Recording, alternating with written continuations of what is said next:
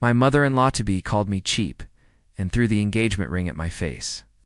So I ended the engagement, and what happened next left them completely stunned. I'm a 27-year-old guy who grew up in a household where managing money wasn't just important, it was essential. My parents taught me how to save, and I've carried that lesson into my adult life. I met Grace, who's 25, 2 years ago at a friend's barbecue. My buddy Ethan had practically dragged me there, always telling me to get out more. I wasn't expecting much, maybe a burger, some awkward small talk, and then an early night. Then I saw Grace. She wasn't loud or trying to be the center of attention. She was sitting quietly, sketching in a notebook at the edge of the yard. I walked over, asked what she was drawing, and we started talking. She had this calm, unique energy, so different from the look-at-me types I usually met. To another, and by the end of the night, we'd swapped numbers. We clicked almost instantly. Grace was sweet, creative, and could make even the smallest moments feel special. She'd tell me about her favorite art projects, her dream of opening her own studio someday, and all these little aspirations that made her eyes light up. I loved listening to her talk. But early on, she mentioned her mom. She's pretty intense. Grace said one night over dinner. How intense? I asked, half joking. Grace sighed. She just has really strong opinions about everything. My job, my friends, my clothes. She means well, though. She just wants me to do well. I didn't think much of it then. Everyone has family quirks, right? But when I met Linda, her mom, I realized this wasn't just a quirky parent who was a little over-involved. This was a full-blown control freak. Linda was polite when we first met, but it felt forced, like she was judging me. She asked about my tech job, where I went to school, and then immediately hit me with, "What's your long-term plan?" I said, "I'm planning to advance in my role and maybe start my own company one day," trying to sound confident. Eyebrow gave Grace a look and said, "Well, stability is important. Grace deserves someone who can provide." That didn't sit right with me, but I let it go. Grace seemed uneasy, and I didn't want to cause trouble. As time went on, I started seeing how much Linda controlled Grace's life. Grace had always wanted to be an artist, but Linda had pushed her into accounting because, as she put it, art doesn't pay the bills. Grace hated her job, but whenever she talked about quitting or pursuing art, Linda would guilt-trip her with, "After everything I've done for you, this is how you thank me?" It wasn't just her career either. Linda had opinions about everything. Grace's clothes, her diet, even her hairstyle. What bothered me most was how Grace just took it. She never stood up to her mom, always dismissing it with, "She's just old-fashioned," or "She doesn't mean it like that." So at first I tried to be supportive. I'd tell Grace she didn't have to let her mom control her, that she was smart and capable enough to make her own choices. Grace would nod and thank me, but nothing ever changed. The longer we dated, the more I felt like Linda wasn't just controlling Grace's life. She was starting to influence our relationship too. Linda had a way of making me feel inadequate, even without directly saying it. She'd make passive-aggressive comments like, "It's good that you're doing okay for yourself," or "Tech is so unpredictable, isn't it?" Grace never said anything when her mom made these remarks. She'd just give me an apologetic look, like, "I know she's a pain, but what can I do?" One time at dinner with her parents, Linda started talking about how men should always be providers, and how lucky she was that Grace's dad had real ambition. I could feel my face burning, but Grace just sat there silently, not saying a word. Later, I brought it up. "Why don't you ever say anything when your mom talks like that?" "She's just like that," Grace said. "It's not worth the argument." It frustrated me, but I didn't push too hard. I loved Grace, and I thought maybe this was just something we'd deal with over time.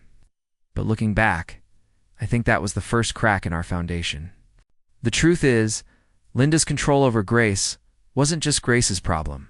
It was becoming our problem. The more I tried to ignore it, the harder it became to imagine a future where Linda wasn't pulling all the strings. Still, I held on to the hope that things could get better. I thought maybe if I showed Linda how serious I was about Grace, she'd back off. That hope is what led to the proposal and everything that followed. After 2 years of dating, I knew I wanted to marry Grace, despite her mom's constant interference. I loved Grace for who she was, kind, patient, and creative. I'd spent months saving up for a ring. It wasn't some giant diamond you see in movies, but it was perfect in my eyes. A platinum band with a beautiful diamond solitaire. It was elegant and classic, something I knew Grace would appreciate. I planned to keep the proposal private. Grace was never one for big public gestures, and I wanted the moment to feel personal and special. One Saturday afternoon, I took her to our favorite park by the river. It was a place we often went to relax, and it had this perfect spot with a bench overlooking the water. We were sitting there talking about our weekend plans when I decided to go for it. I pulled out the ring box and got down on one knee. "Grace," I said, my heart pounding a little, "I love you, and I can't imagine my life without you.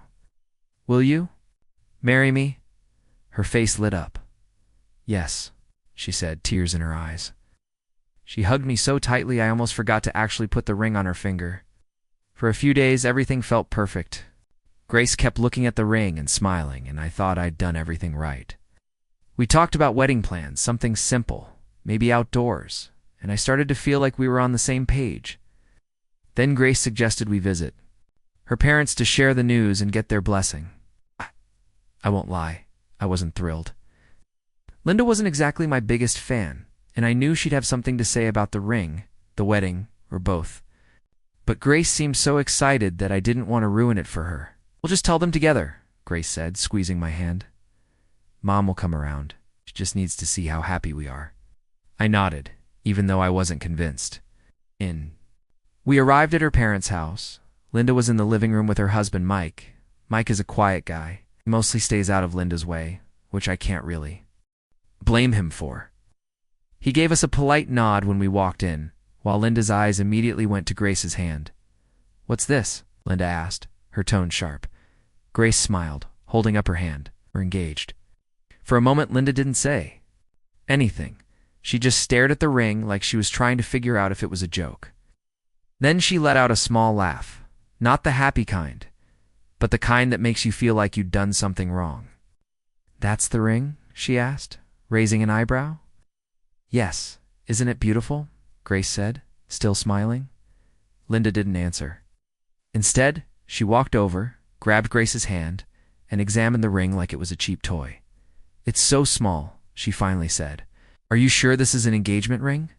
"Mom," Grace said, her smile fading. Don't start, Linda repeated, looking at me now. "Adam, you're telling me you couldn't get her something a little more significant?" I felt my jaw clench. I'd expected comments, but this felt like a direct attack. "I picked this ring because it's meaningful," I said, trying to stay calm. "It's elegant and within our budget." I didn't think the size of the diamond was what mattered. Linda let go of Grace's hand and crossed her arms. "An engagement ring is supposed to show how serious you are. This looks like you're cutting corners." "Mom," Grace said, her voice sharper this time. But Linda wasn't done. "I'm just saying, Grace deserves better. If you can't afford a proper ring, how are you going to afford a wedding or a house or kids?" Mike, who'd been quiet the whole time, finally spoke up. "Linda, maybe we should just congratulate them." Linda shot him a look that could freeze water. "Mike, I'm just being honest. This is our daughter's future we're talking about." I took a deep breath. I love Grace, and I want to build a life with her. I'm not going to blow all my savings on a ring when we have a future to plan for. Linda laughed again, that same condescending laugh. "That's a nice speech, Adam, but it sounds like an excuse." Before I could say anything else, she grabbed the ring off the coffee table where Grace had set it down. "This is the best you can do," she said, tossing it back onto the table. "Then maybe you're not ready for marriage." Grace's face went pale. "Mom, stop," she said, her voice breaking, but Linda ignored her. "Grace, you need to think about this. Marriage is a serious commitment. You can't just say yes to the first guy who comes along with a cheap ring." That was it for me. I stood up, my hands clenched into fists at my sides. I'm not going to sit here and be insulted. I love Grace, but I won't let you disrespect me like this. Linda didn't even flinch. "If you're serious about marrying my daughter, you'll prove it. Get her a real ring." Till then, don't waste our time. I turned to Grace, hoping she'd say something, anything to back me up, but she just stood there looking torn. Adam, let's just go, she finally said, her voice barely above a whisper. We left. The car ride back to my apartment was completely silent. I wanted to talk about what had just happened, but I also didn't trust myself to say something I'd regret. When we got to my place, Grace finally spoke up. I'm sorry about my mom. She's just protective. Protective, I repeated, my voice rising. Grace, she called the ring cheap and threw it at me. That's not protective. That's cruel. She doesn't mean it like that, Grace said, avoiding my eyes. She just has high standards. High standards? I said, shaking. My head. Grace, she disrespected me in front of you, and you didn't say a word. How am I supposed to deal with that for the rest of my life? Grace didn't have an answer. She just sat there, looking like she wanted to cry. And for the first time, I started wondering if love was enough to make this work. After that nightmare at Linda's house, Grace and I were in an awkward holding pattern. We didn't talk much about what had happened, and whenever I brought it up, she'd change the subject, or say, I'll talk to her soon. And nothing had changed. Then one evening, Grace dropped a bombshell on me. My mom thinks I should go stay with her for a while, she said hesitantly as we sat on the couch. I almost choked on my drink. What? Why? She just wants to talk things over, Grace said, not meeting my eyes. Talk things over, Grace?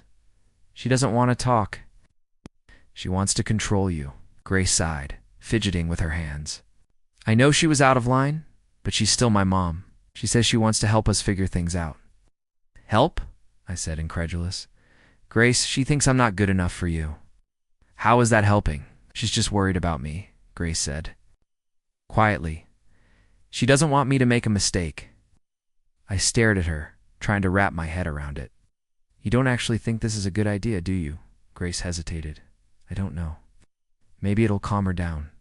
Maybe if I spend some time with her, she'll see how much you mean to me. Or she'll use that time to convince you to leave me, I said, my frustration building. Grace didn't respond. Instead, she looked at the floor, and I could tell her mind was already made up. The next day, she packed a small bag and left for her parents' house. She said it was just for a few days, but I couldn't shake the feeling that Linda had gotten exactly what she wanted. At first, Grace texted me like everything was fine. Mom's being nice, she wrote one evening. She's not bringing up the ring. Or the fight. I didn't believe that for a second. Linda was many things, but letting things go wasn't one of them. Sure enough, a couple of days later, Grace's messages started to change. She was still polite, but she sounded distant. When I asked how things were going, she'd say things like, Mom's just worried about us, or she thinks we need more time to figure things out. What bothered me most wasn't just Linda's interference, it was Grace's willingness to go along with it. I knew she didn't agree with her mom deep down, but she never pushed back. It was like Linda had an invisible leash on her, and no matter how much Grace wanted to break free, she couldn't. One night, Grace called me from her parents' house.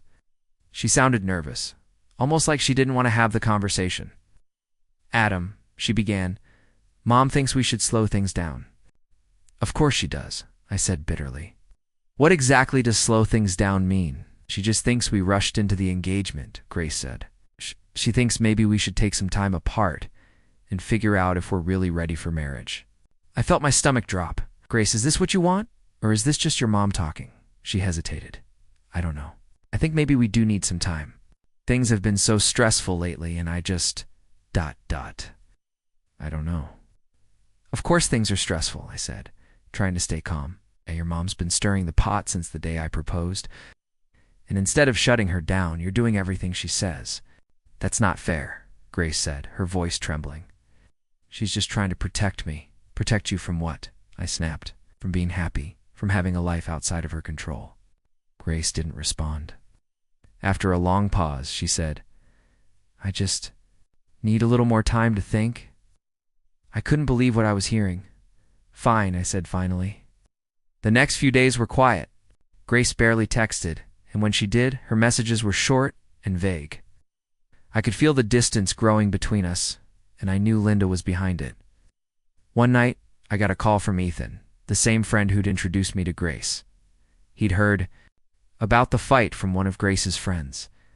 "Man, I hate to say it," Ethan said, "but it sounds like her mom's trying to sabotage this whole thing." "Yeah, no kidding," I said. "What are you going to do?" he asked. "I don't know," I admitted. "I love Grace, but I can't keep fighting her mom for control of our relationship. And it's not like Grace is standing up for me." Ethan was quiet for a moment. "You've got to figure out if Grace is really on your side, man. If she's not, then what's the point?" He was right, but it wasn't that simple. I wanted to believe Grace would come around, that she'd see what her mom was doing and finally stand up to her. But the longer she stayed at her parents' house, the less I believed that would happen. A few days later, Grace called me again. When she finally spoke, her voice was small. "I don't know if I did the right thing by taking a break. I don't know what else to do." Her words hit me harder than I expected. Grace didn't know what to do, because she'd spent her whole life being told what to do. Linda had made every major decision for her, and now, when it really mattered, Grace couldn't break free. "Grace," I said, my voice softer now, "I love you. But I can't marry someone who lets their mom control their life. I need you to choose me or her." The silence on the other end of the line was deafening. "I need time," she finally said. "Take all the time you need, but don't expect me to wait around while your mom decides how our relationship should go." We hung up, and I sat there staring at my phone, wondering if I'd just ended things for good. Deep down, though, I knew the truth. Linda had already done that. A week after Grace told me she needed time, I hit my limit. The silence between us had stretched so long, it felt like we weren't even a couple anymore.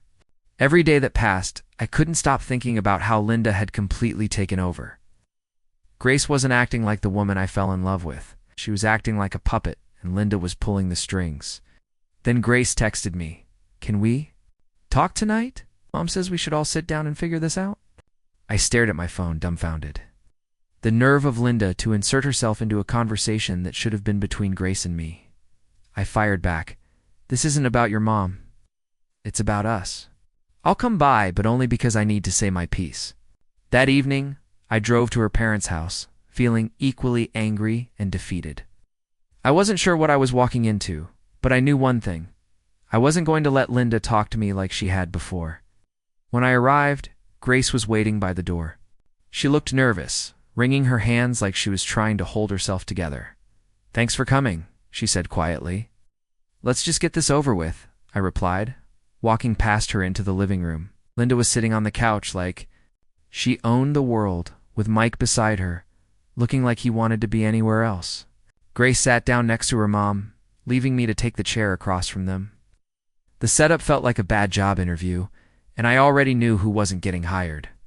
Linda spoke first. "Adam, we're glad you're here. It's been a stressful time for Grace, and we want to make sure she's making the right decisions for her future." I clenched my jaw. "This isn't about Grace's future. This is about you controlling her life." Linda's smile didn't falter, but her tone turned sharper. "I'm her mother. It's my job to make sure she's taken care of. And what about my job as her fiancé?" Shot back.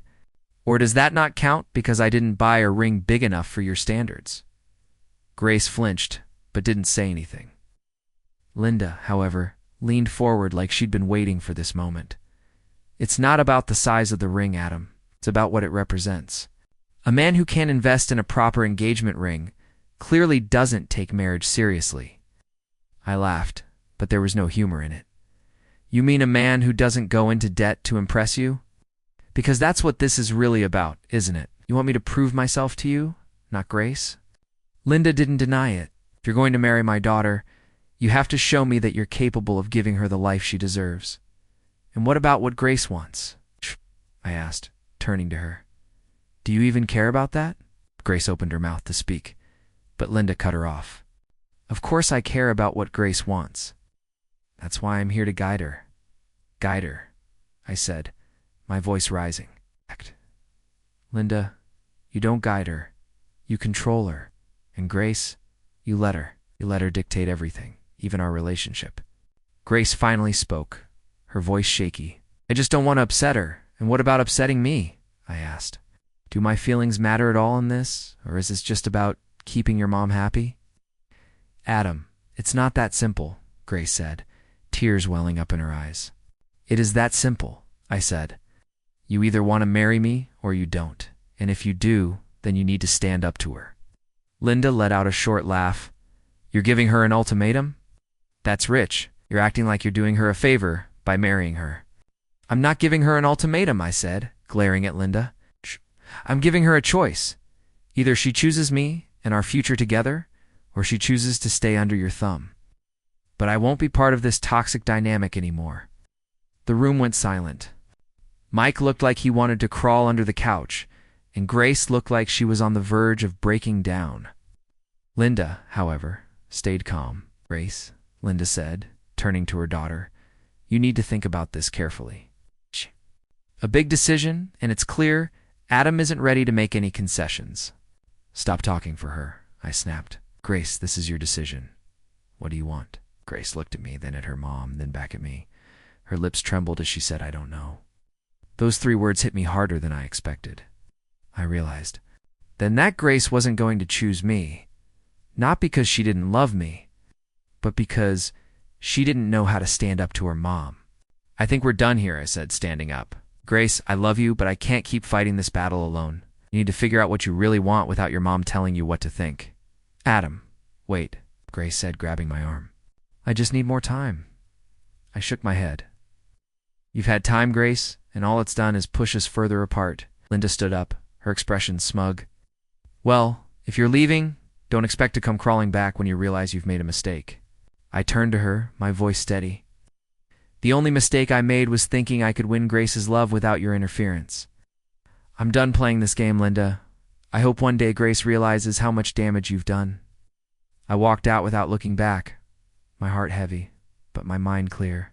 For the first time in weeks, I felt like I'd taken back control of my life. The next morning, my phone started buzzing. Grace texted me a long message apologizing, but it wasn't the kind of apology I needed. It was full of excuses. I'm sorry. You felt that way, and Mom didn't mean to come off so harsh. She even wrote, I just need time to get her to understand where we're coming from.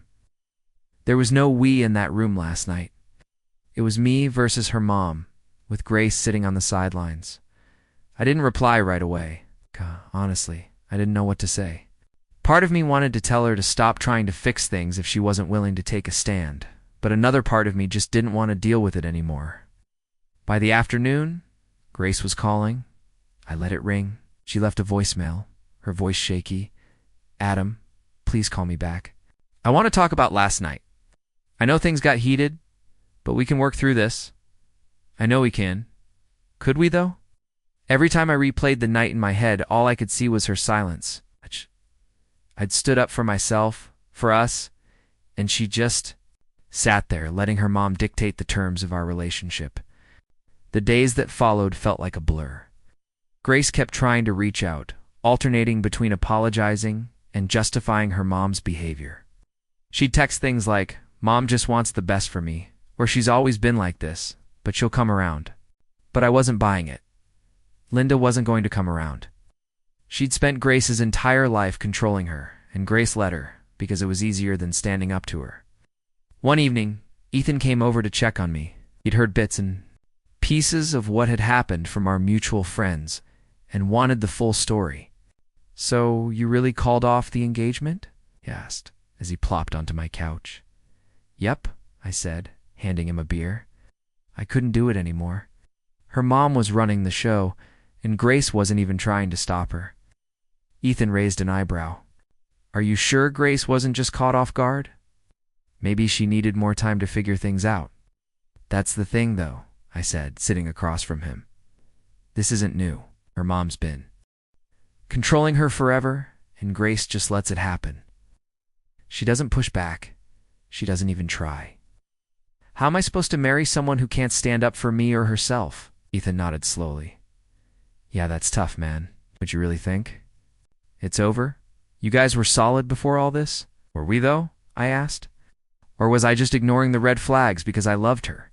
He didn't have an answer for that, and honestly, neither did I. A few days later, the rumors started. I got a call from a friend of mine, Sarah, who's also friends with Grace. You know, Linda's been talking about you, right? Or Sarah said, her voice low, like she was sharing a secret. Of course she is, I said, rolling my eyes. What's she saying now? She's telling people you're too cheap to provide for Grace and that you embarrassed her family by walking out, Sarah said. She's making it sound like you're some broke loser who bailed on Grace because you couldn't handle the pressure. I laughed, but not because it was funny. Of course she is. Linda can't accept that someone would actually stand up to her, just to make me the bad guy. Honestly, some people are seeing through it, Sarah said. Everyone knows how controlling Linda is, but I thought you should know what's going around. Thanks, Sarah, I said. I appreciate it. When I hung up, I felt a mix of anger and exhaustion. Linda wasn't just ruining Grace's life. She was trying to ruin mine too. But the more I thought about it, the less I cared. Let her talk. I wasn't going to waste my energy fighting a battle I'd already walked away from. A week later, Grace showed up at my apartment unannounced. When I opened the door, she looked like she'd been crying. Can we talk? She asked, her voice small. I stepped aside and let her in. She sat on the couch, clutching her hands in her lap like she was afraid they'd fly away. I'm sorry, she said after a long pause. I'm sorry for not standing up for you. I know I should have, but it's just so hard with my mom. I get that, I said, sitting across from her. But Grace, this isn't just about your mom. This is about us. I need a partner who has my back, and that night you didn't. I know, she said, her voice breaking. I know I let you down, but I love you, Adam. I don't want to lose you.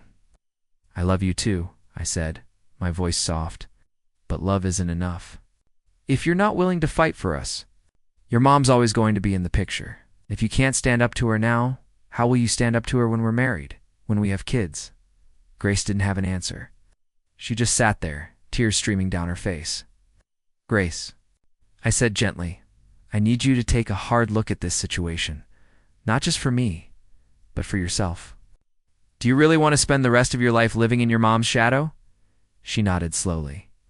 I know you're right, she said, but I don't know how to change. I have to figure that out, I said. But I can't be the one to do it for you. She left that night, and I knew it was the last time we'd talk as a couple.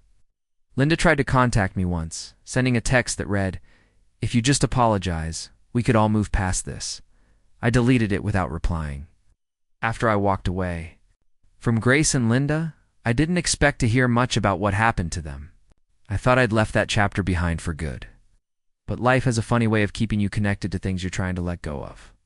A few weeks after I returned the engagement ring, Sarah, our mutual friend, reached out again. Hey, she said over the phone, you're not going to believe what Linda's up to now. I sighed, already tired of hearing Linda's name. What now?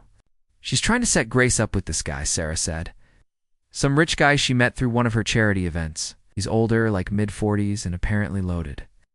That sounds about right, I said bitterly. Linda's dream, a guy with a fat wallet who doesn't care about anything else. Sarah lowered her voice, as if Grace might overhear her.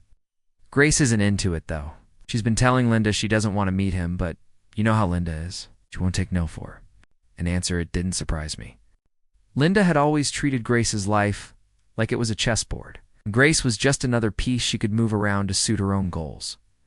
A month later, I ran into Ethan at the gym. He mentioned that Grace had moved out of her parents' house. Wait, what? I asked, dropping the weights I'd been holding. Yeah, apparently Linda kicked her out, Ethan said. Couldn't believe it. She kicked her out. Why? From what I heard, Grace finally put her foot down about that rich guy Linda wanted her to date, Ethan said.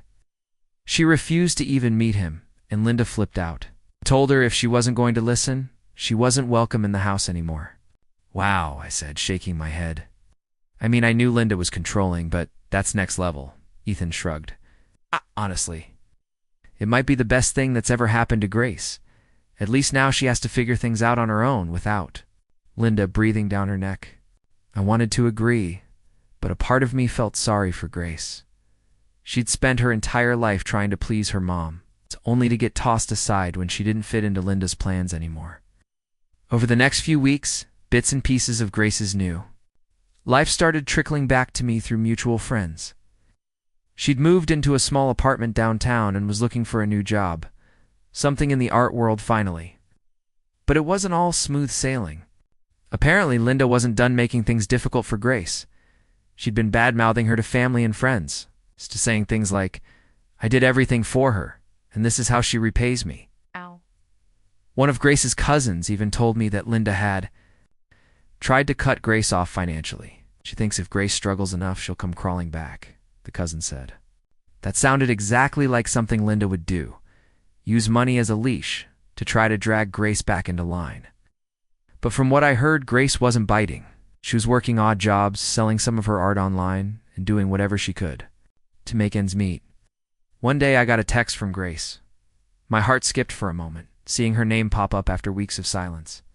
The message read, "Hey, can we talk? I really need someone right now." I stared at my phone, unsure of how to respond. Part of me wanted to ignore it, but I replied, "What's going on?" She called almost immediately, her voice trembling.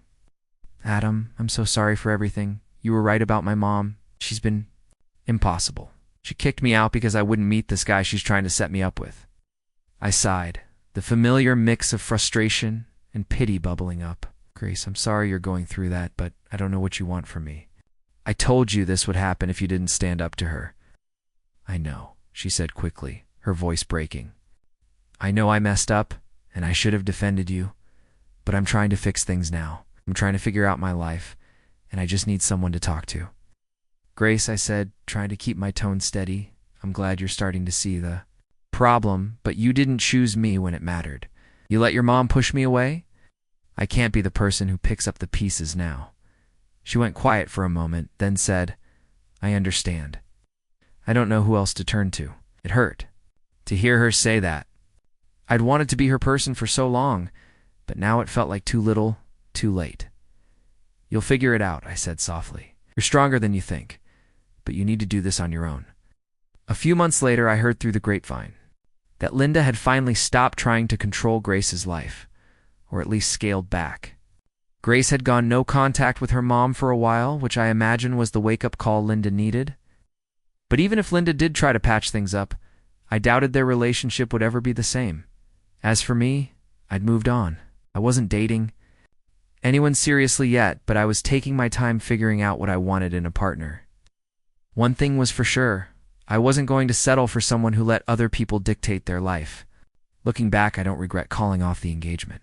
It wasn't an easy decision, but it was the right one. Grace needed to break free from her mom's control, and I couldn't do that for her.